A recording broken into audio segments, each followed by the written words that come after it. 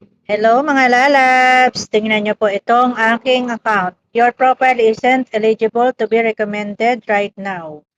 Ayan, simula November 7 hanggang ngayon, January 16, ay lahat ng aking pinopost ay may issue.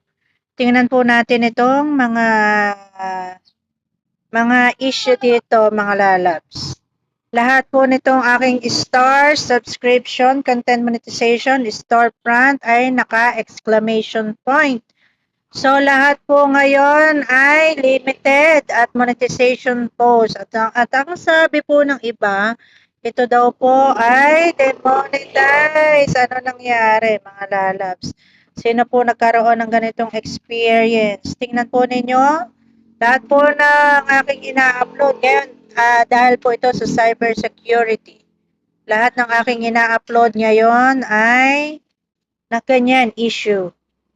Ayan, puro issue siya ngayon. Kaya hindi ko alam kung kailan to magko-okay. Sino na po naka-experience ng ganito?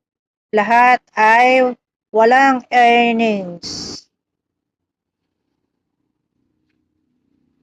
Thank you so much for watching.